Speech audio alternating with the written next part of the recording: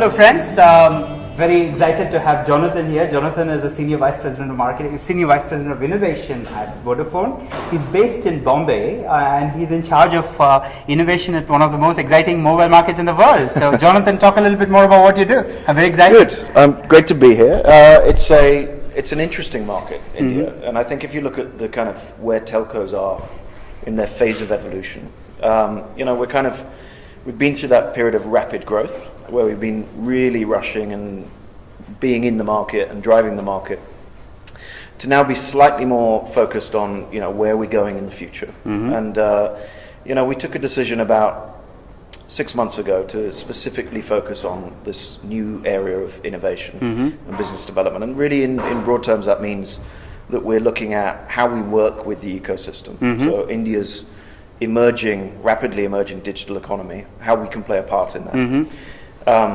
Whether we should be investing in some way in that market, whether we should be participating in some way in that market, thinking about new products and services, thinking about the challenge and the opportunity of so-called over-the-top plays, and also generally in our business looking at how do we really reinvigorate ourselves. If you think about telco, it's been some time since telcos have done a lot of innovation, right? And I think it's time for us to get that DNA back in our system.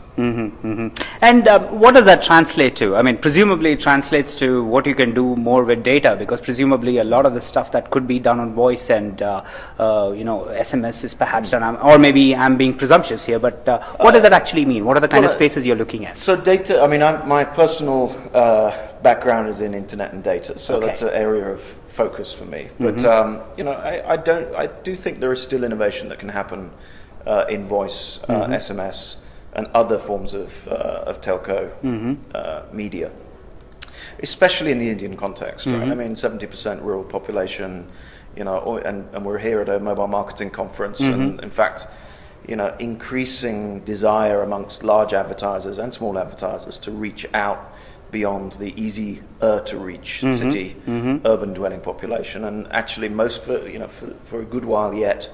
That's going to be SMS, IVR, USSD driven.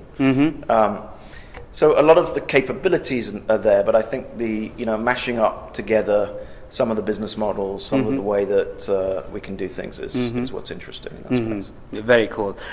One of the challenges that I'm told, obviously I'm not from the telecom industry per se, but I'm told is basically it is a fairly difficult task for people to get back or recuperate the investment that they've made in the recent past and things like 3G and stuff like that. For developers or for the industry in general? For the operators, right? So how is that working out?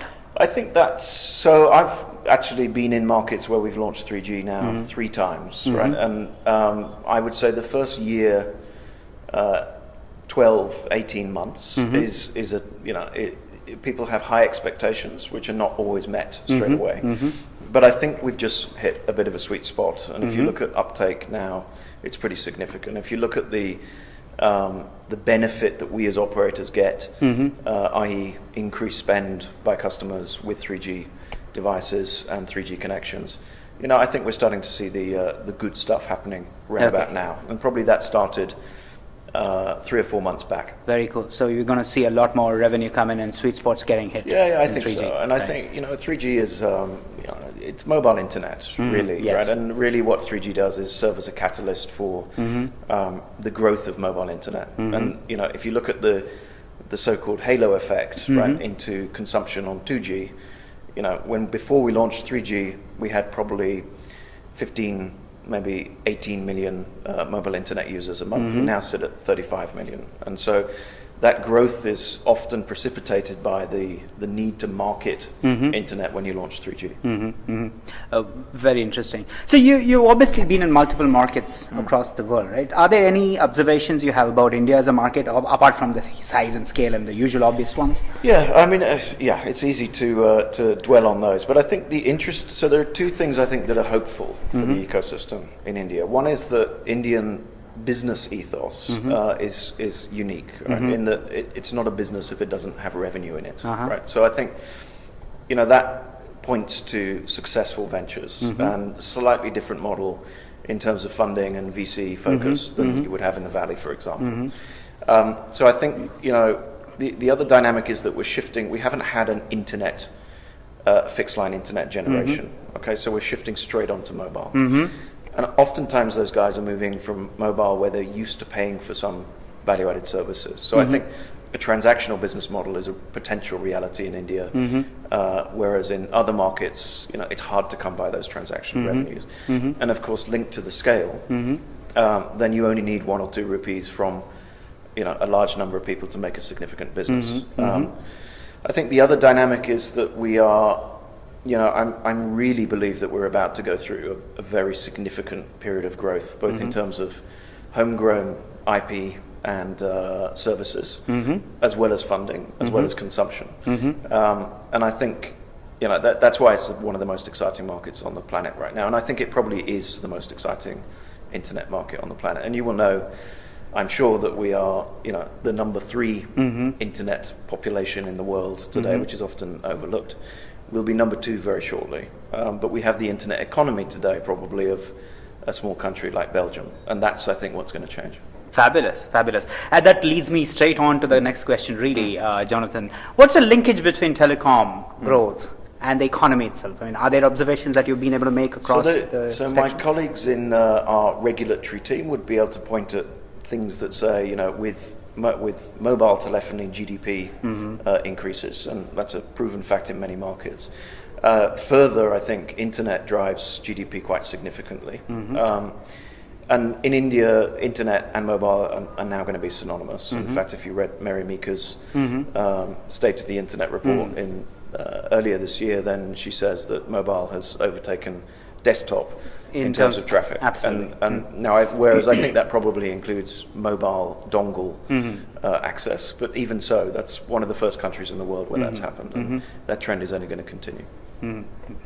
Next question is 4G. Everybody's talking about with Reliance coming in and all that good stuff. What does 4G actually mean? What will 4G do?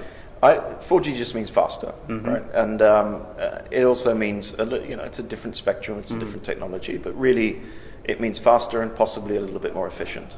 So when you have a combination of faster bandwidth, but you also have more sophisticated devices. So the devices in the ecosystem are an important component of all of this stuff, right? So not many people are aware that if the speed of the modem that's in your phone, it actually dictates the way our network, for example, can be efficient. And so 4G is an inevitability. It's happening in lots of other markets. What's really cool about India as well is that we used to have this kind of lag period where technology would happen in Japan or the US and then arrive here 5-10 years later.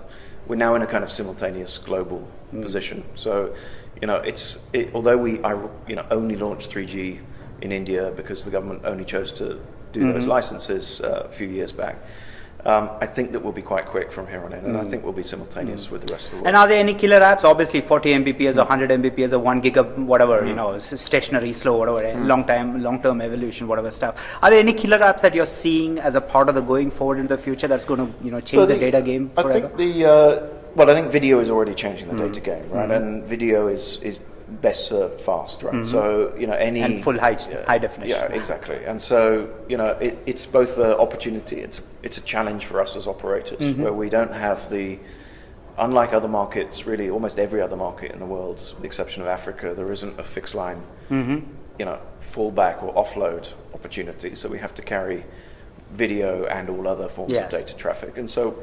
Our economics are a little different, but without question, video is huge. In India, especially, video is huge. It's the one media that cuts through language barriers, literacy barriers, and it cuts through, and of course, the obsession with Bollywood and Indian music and Indian film is a big driver of that.